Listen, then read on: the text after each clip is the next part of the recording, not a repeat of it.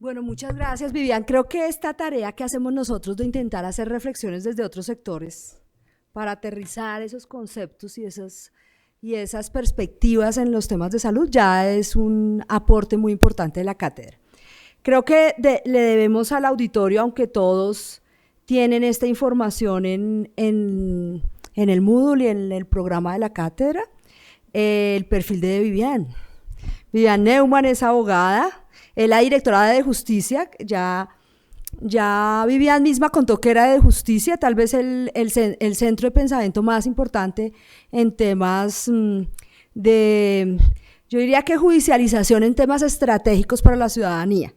Y su forma de funcionar pues es esta: generar evidencia, generar información y movilizarla, no solo a través de la publicidad, sino a través de acciones legales y litigio estratégico en defensa de los derechos de los ciudadanos. El papel de Justicia es muy valioso y en los últimos años, creo que en los últimos 2 o 3 años, hemos empezado una interacción muy interesante entre el Centro de Pensamiento, las personas que trabajamos en el Centro de Pensamiento, y de Justicia, y creo que ya creamos un cordón umbilical que no se va a desatar, no por el gusto por temas similares y por esta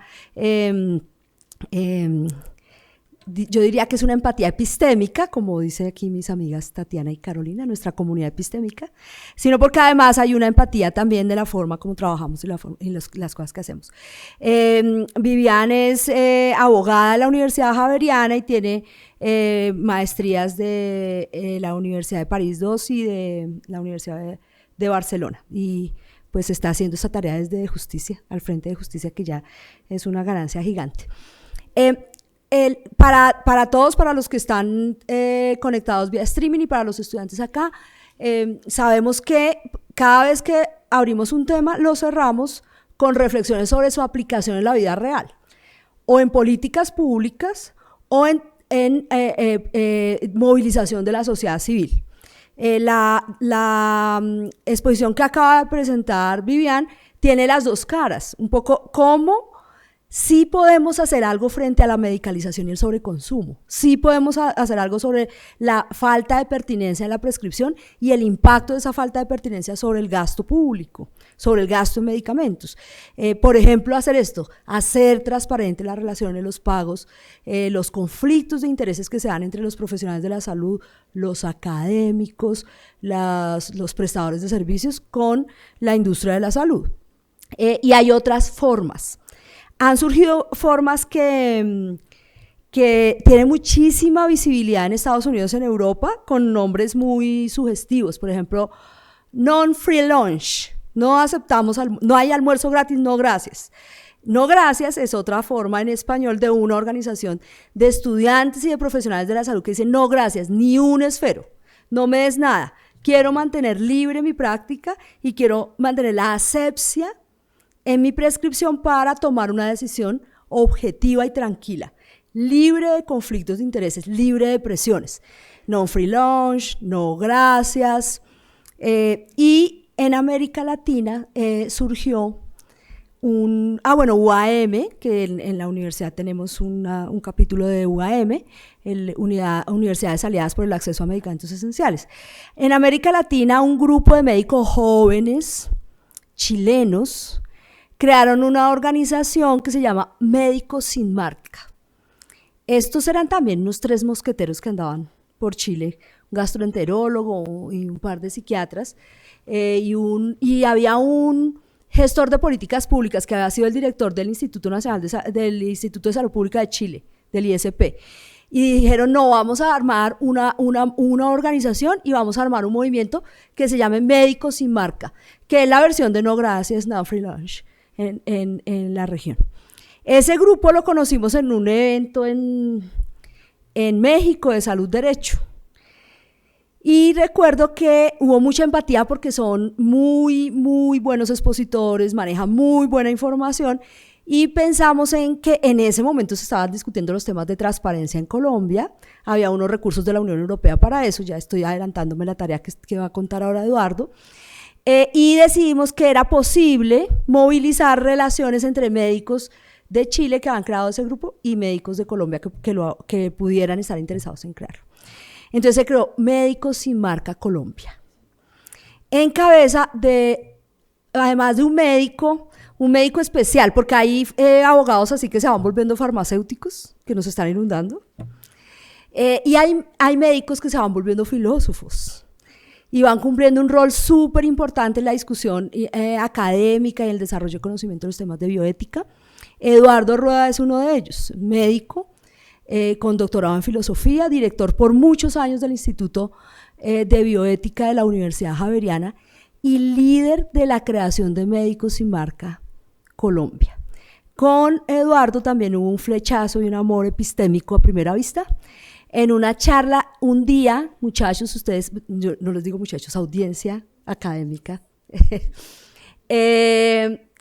un día, así una cátedra al final de la tarde en la Javeriana, en un auditorio cerrado, sin luz, y había una charla que a mí me interesaba escuchar y era del director del Instituto de Bioética de la Javeriana acerca, además la llevó escrita, los filósofos leen en voz alta sus intervenciones al público, sobre el papel de la propaganda y de la publicidad sobre los actos médicos. Y flechazo epistémico, desde ahí lo persigo. Y lo invitamos hoy porque es parte de nuestra comunidad epistémica. Eduardo Rueda es una de las personas que se ha encarretado con estos asuntos y ha asumido la tarea no solo de hacer las reflexiones filosóficas, éticas y clínicas, sino también un poco de activismo en el tema de una prescripción libre de conflictos de intereses. Gracias por estar con nosotros, Eduardo.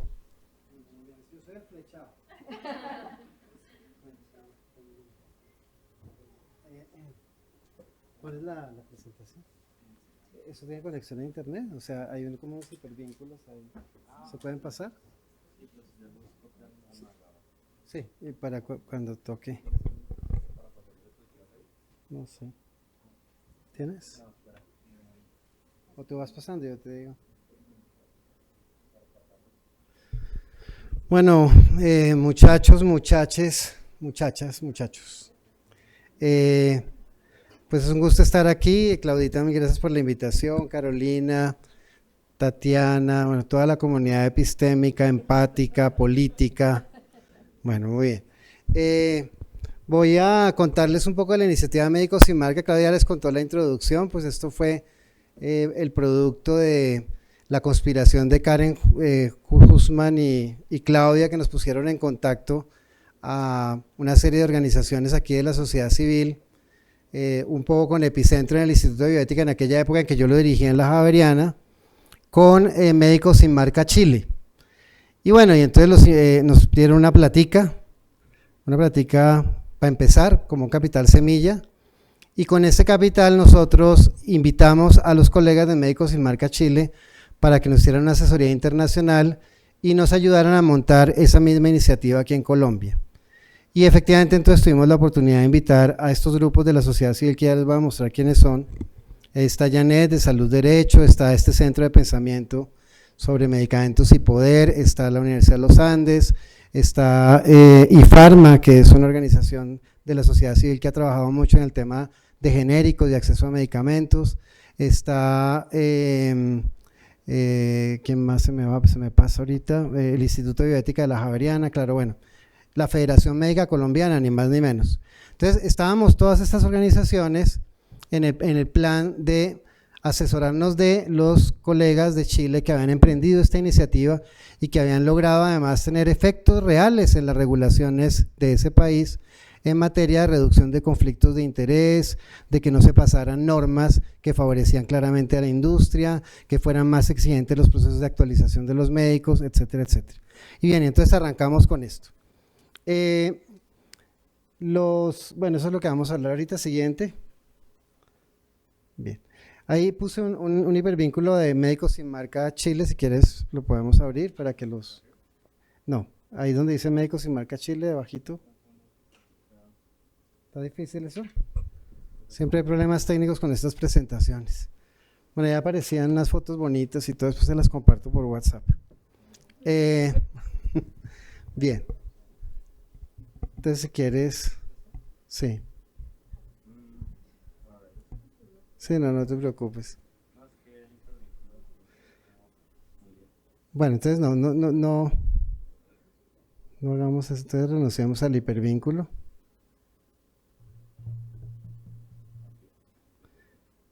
Bien, ahí están las organizaciones que participamos en esta conspiración, esta cruzada, y que, como Claudia explicó, se sumaban a iniciativas similares en todo el mundo, como No Grazie en Italia, o No Gracias en España, o Not Branded Doctors en Estados Unidos, o No Free Lunch. Bueno, estas que ya conocemos. Nosotros tenemos una página de Médicos Sin Marca que no les puedo mostrar aquí por defectos, pero la pueden buscar en el celular.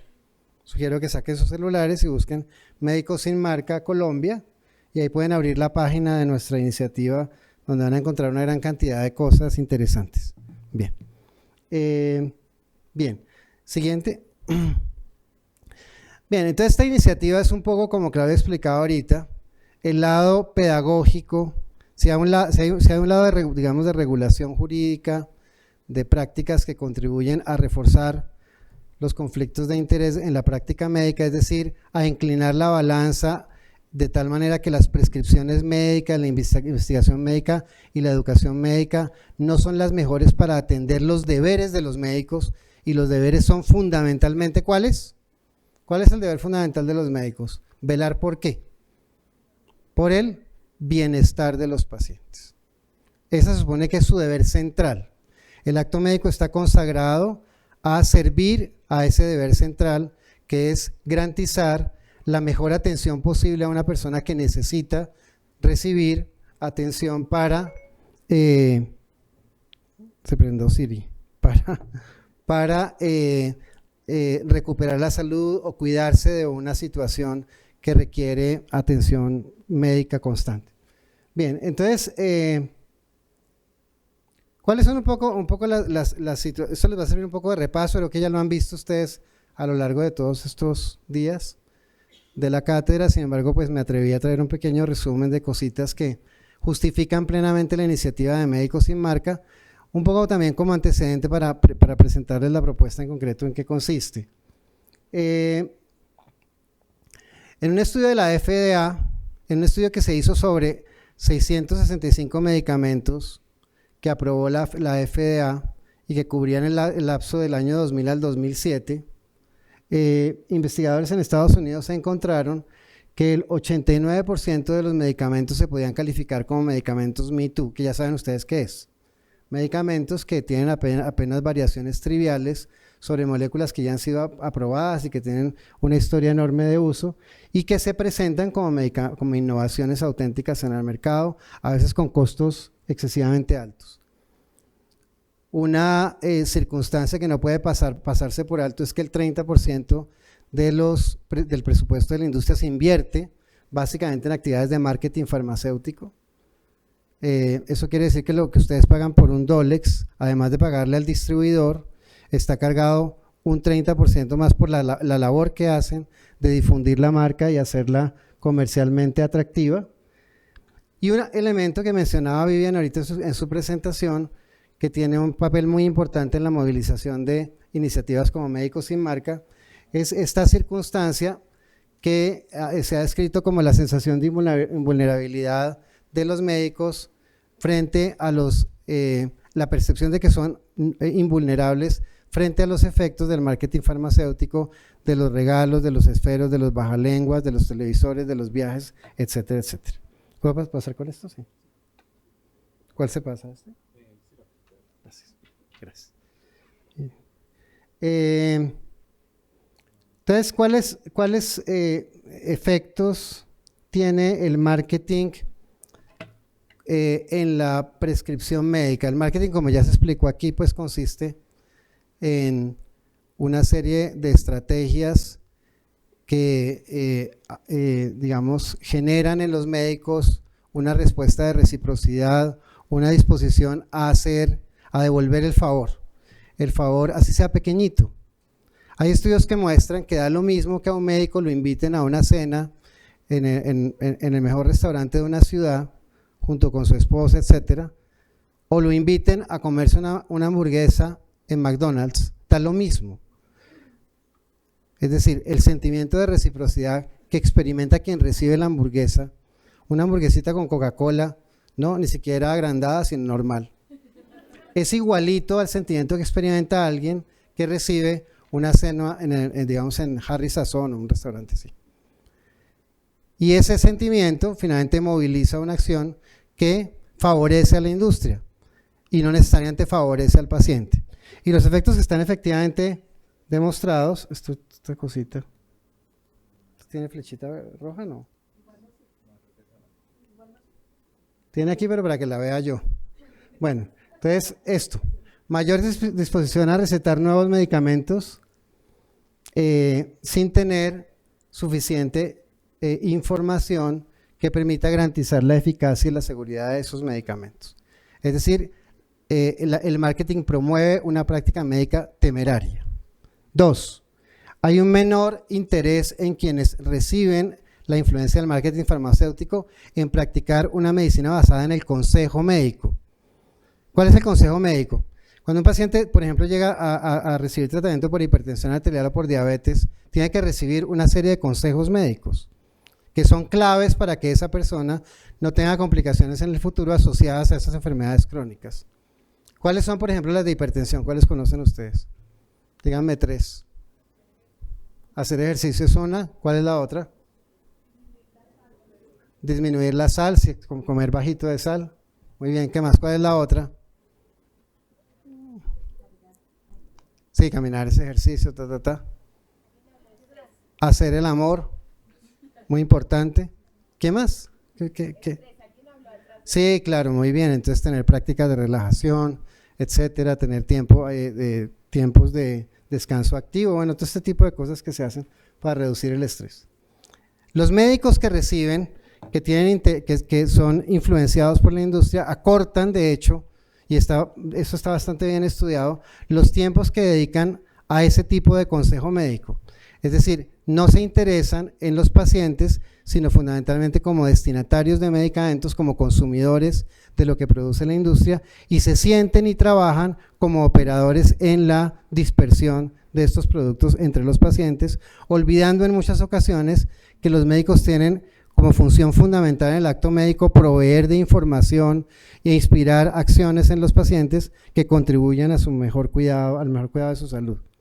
Tendencia a indicar medicamentos más caros, esto ya lo mencionó Vivian.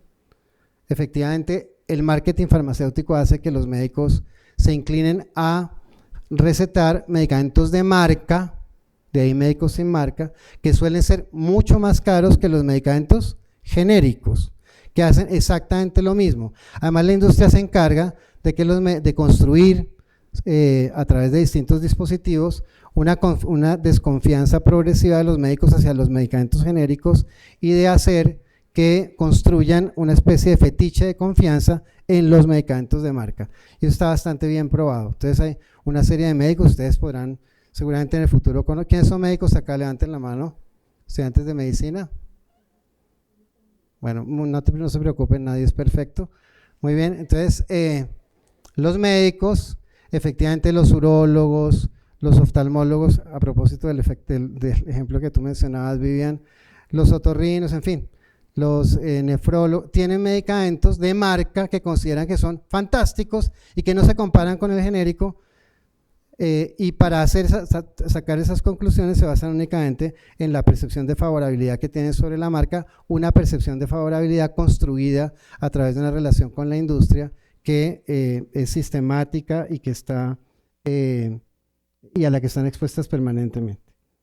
Y finalmente el aumento de la iatrogenia es enorme. O sea, los medicamentos innovadores, o sea, de acuerdo con estudios que se han hecho, por ejemplo, en Inglaterra y en Alemania, el 70% de las complicaciones médicas asociadas a enfermedades crónicas tienen un componente de iatrogenia que es por lo menos de la mitad.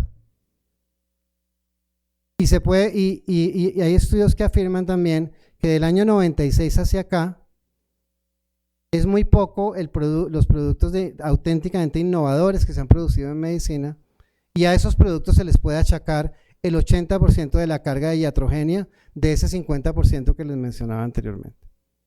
Es decir, estos productos no solamente son nocivos son nocivos para el gasto y son nocivos para el ambiente, sino que además no son inocuos. Para los pacientes les generan una serie de problemas enormes y los sistemas de salud tienen que atender complicaciones asociadas a una iatrogenia sistemáticamente organizada a través de la industria, sin que la industria tenga que cubrir esos sobrecostos. Bien, siguiente. Bueno, eso en relación con la prescripción. En relación con la investigación, pues estos son los efectos que conocemos y que están muy bien documentados. Pues este es un librito muy conocido, es Mala Pharma, que lo recomendamos mucho. Este libro está colgado en la página de Médicos Sin Marca Colombia. Hay un montón de artículos, libros que ustedes pueden descargar, que nosotros escaneamos y digamos que están autorizados para ser leídos por todo el mundo. Entonces, aquí tenemos los efectos en la investigación médica. En la investigación que se hace, vamos a hablar de eso el martes allá en la Academia Nacional de Medicina, que se hace hoy en día por contrato. La investigación, digamos, los protocolos de la industria, no sé si los conocen ustedes, ¿los conocen? Los protocolos que llegan a los centros de investigación clínica. Son unos cartapacios así de grandes, un directorio telefónico. Y son perfectos, es decir, tienen todo el consentimiento perfecto, los comités de monitoreo perfectos, las medidas de confidencialidad están perfectamente diseñadas, los protocolos están perfectamente establecidos y los comités de ética prácticamente no tienen ninguna otra función que chulear esas condiciones que están perfectamente garantizadas en esos protocolos. Entonces se vuelven pues comités legitimadores que además los centros de investigación clínica pagan con base en los propios recursos que reciben de los protocolos o proyectos que presentan las CROs o organizaciones de investigación por contrato a esos centros de investigación clínica. Entonces esos proyectos parecen estar, digamos, perfectamente diseñados y uno podría preguntarse entonces, bueno, ¿dónde está el problema de que la industria desarrolle investigación con base en sus propios recursos a través de este tipo de instituciones? Lo que muestran los estudios internacionales es que la publicación de los resultados que se obtienen de esos proyectos de investigación es selectiva. ¿Selectiva qué quiere decir? Que se omiten datos negativos muy claramente. Normalmente la industria que financia ese tipo de investigaciones guarda los documentos en los que existen resultados negativos y digamos que cierra cualquier posibilidad de acceso a esa información. Y por otro lado, muchos de los artículos que se publican magnifican o utilizan retóricas o lenguajes o narrativas que hacen lucir los resultados positivos de una manera que resulta particularmente favorable y funcional a la difusión de los productos que se quieren posicionar en el mercado. Entonces, digamos, estos efectos están bastante bien estudiados en la literatura. Y no me refiero a la literatura, digamos, underground, sino me refiero a documentos que han salido en los journals más importantes de la profesión, en el British Medical Journal, en el Journal de la American Medical Association, entre otros. Bueno, y el otro tema que tiene que ver con estos protocolos perfectos a los que me referí hace un momento son los sesgos de diseño.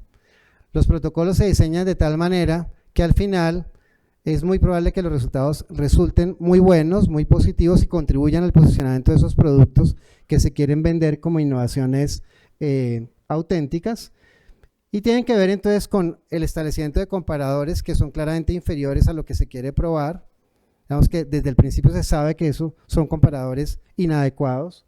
Y dos, al presentar esto normalmente al desarrollar este tipo de proyectos a través de centros de investigación clínica, donde los médicos tienden a tener una actitud favorable ante la molécula que quieren probar y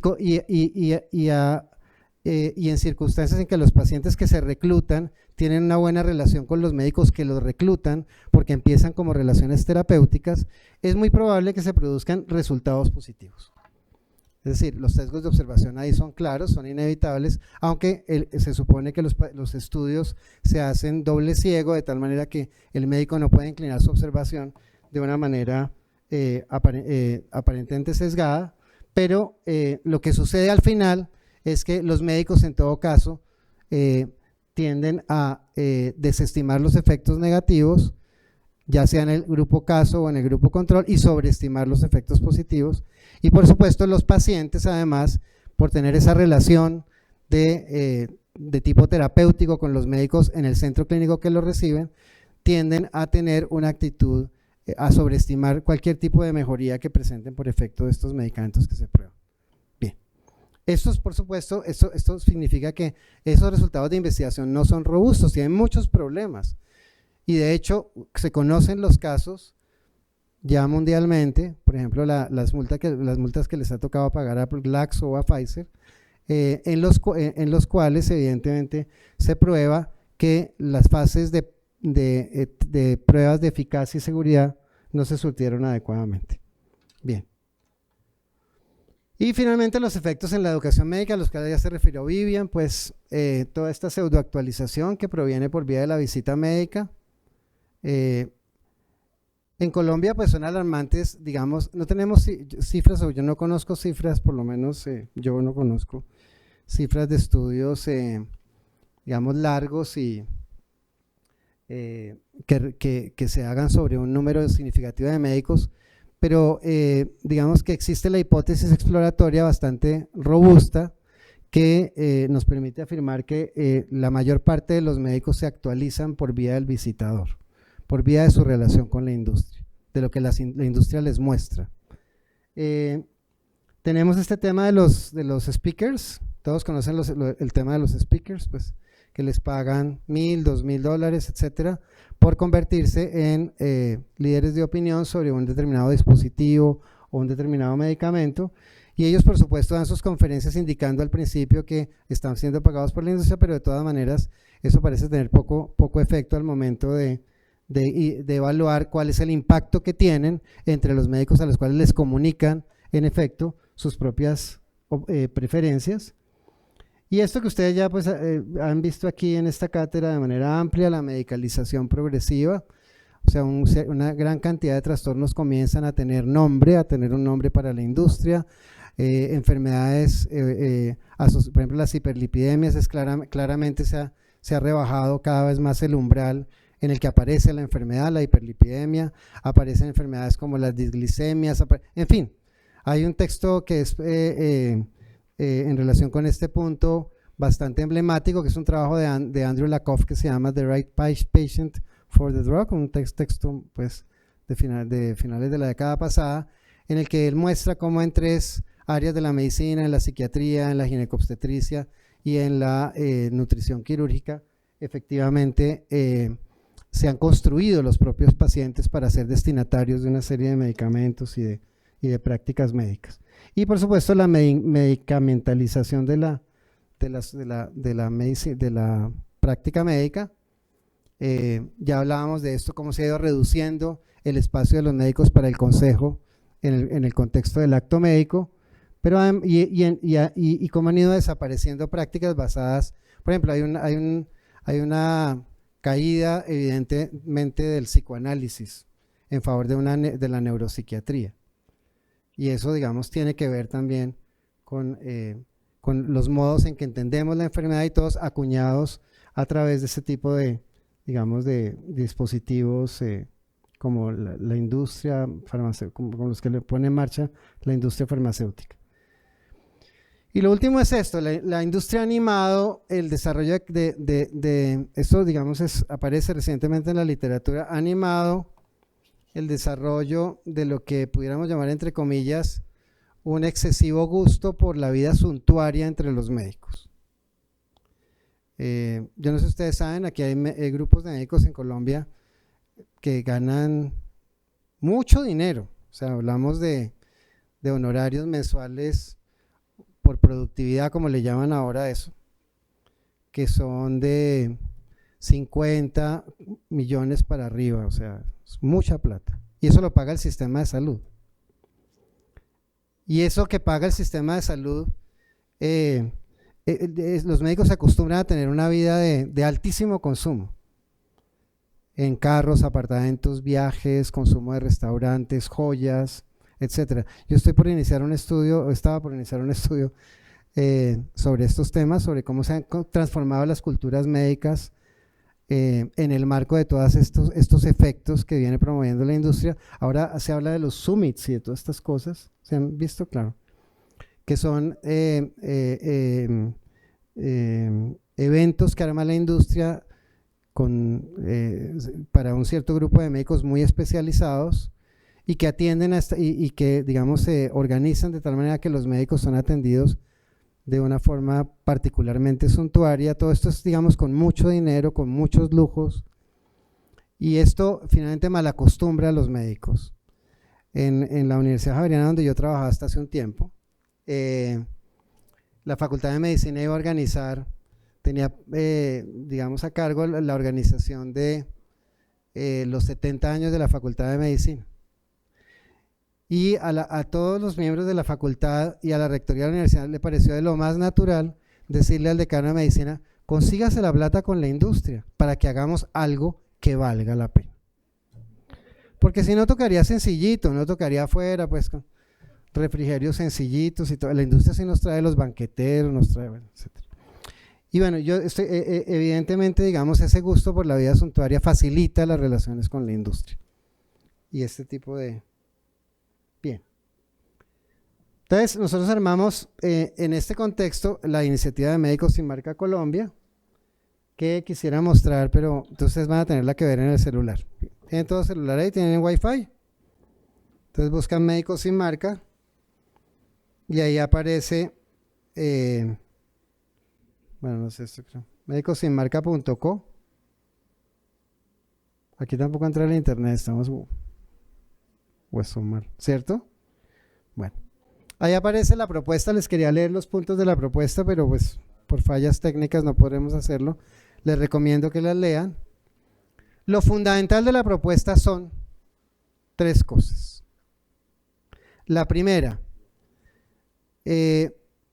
comprometer a nuestros adherentes a no recibir ningún tipo de obsequio de la industria. Cuando Carolina nos llamó muy generosamente a participar allá en los debates con los colegas de la ANDI, la AFIDRO, muy queridos todos ellos, muy bravos también, cuando estaba en trámite pues esta resolución de transferencias de valor, nosotros defendimos, no, esa no, esa es la, esa, donde dice propuesta, ahí, creo que ahí, baja. Ay, muchas gracias. Baja más. Ahí está. Eso, perfecto. Ay, muchas gracias, muy querido. Nosotros defendimos, decía, que no se colocara un límite al reporte de transferencias, sino que se reportara todo. Porque, como les indicaba antes, un bajalenguas da lo mismo que un esfero bonito o que un esfero muy... Y eso ya la industria lo sabe perfectamente bien. Bueno, eso finalmente no pudo pasar, entendemos las razones. Pero bien, esa es un poco la cosa. Entonces, el primer objetivo de la propuesta de Médicos Sin Marca es lograr que los profesionales de la salud se abstengan de recibir visitas promocionales, obsequios, auspicios para ir a eventos. Doctor, aquí tiene su tiquete, o cualquier forma de incentivo a la prescripción para evitar los conflictos de interés, para evitar que por el interés en la plata, en ir a Cartagena, en conocer viejas, etcétera, etcétera, no le sirvan bien a los pacientes. Y esto que acabé de decir, que suena pues muy patriarcal, machista, es el modo en que muchos médicos plantean sus viajes con la industria y que hemos escuchado pues en distintos espacios médicos, pues nosotros en asociaciones científicas, etc. 2. Una práctica centrada en las necesidades del paciente y fundamentada en la mejor evidencia disponible que sea producto de la investigación pública y de las entidades sin fines de lucro. Difícil, ¿no? Difícil. Pero se trataría de eso, es decir, promover una investigación que esté libre de los efectos de la industria, de las distorsiones que ya señalamos, para que sea la base de decisiones confiables en materia de prescripción. 3. Promovemos la independencia de las sociedades de profesionales de todos los apoyos provenientes de la industria. Ahora tuvimos la posibilidad de dialogar en la Javeriana a propósito de la resolución con los directores de la Sociedad Colombiana de Urología, de la Asociación Colombiana de Cirugía, que fueron, ¿no? ¿Te acuerdas, Caro? Y bien, y ellos dicen, esto es muy difícil. Esto es, digamos, uno de los puntos más complicados de resolver. Porque si no tenemos la plata de la industria, hablábamos eso ahorita con Vivian, no hacemos evento. Y si no hacemos evento no podemos beneficiar residentes, etcétera. Y no tenemos posibilidad de actualizarnos, de presentar nuestros trabajos, No podemos promovernos. Y entonces existen casi en todas las sociedades profesionales de médicos especialistas en Colombia y en el mundo, unidades administrativas encargadas de gestionar los recursos con la industria. O sea, hay uno de los pares que se dedica a ese negocio, a contactar a la industria, a la industria de dispositivos para que les den plata. Ese es uno de los puntos más difíciles de lograr. Cuarto, la búsqueda de fuentes de información imparciales e independientes elaboradas por compañías farmacéuticas, de dispositivos, etcétera, difundidas por speakers, ¿no? Como por ejemplo las que salían, digamos, de algunos organismos antes no cooptados como Cochrane, por ejemplo. Pero eso también sigue siendo difícil. Quinto, promovemos el acceso público a los datos negativos de los ensayos clínicos, no solo a los positivos que normalmente se magnifican, y el desarrollo de mecanismos que fortalezcan la participación ciudadana y el control social sobre las relaciones entre profesionales. Bien. Sexto, promover la educación básica y continua como una responsabilidad de las propias personas, el tema de los abogados, de las instituciones de salud y de educación superior, y no de la industria. También difícil porque ya les dije que esto finalmente hay un complejo médico industrial que resulta difícil de deshacer y del cual dependen también las carreras médicas, y los médicos están muy asustados con esto. Y finalmente, el desarrollo de políticas públicas que incorporen datos basados en la mejor evidencia por parte de paneles de expertos libres de conflictos de interés. También difícil, normalmente los expertos tienen conflictos de interés que no declaran. Bueno, muy bien, hasta aquí entonces lo que tiene Médicos Sin Marca. Ustedes pueden visitar la página, si quieres subes un poquito, ahí pueden encontrar, como les decía antes, una serie de recursos bibliográficos, hay un curso de autoformación para saber más de estos temas, y hay una pestañita ya que dice únete.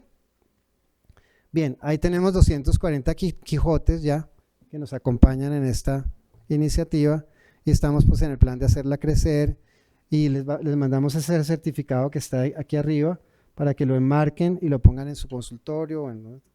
Y un poco entonces se comprometan ante los pacientes a tener pues una práctica basada en el interés de servirles. La medicina es un apostolado, eso se ha olvidado pues infortunadamente. Muchas gracias.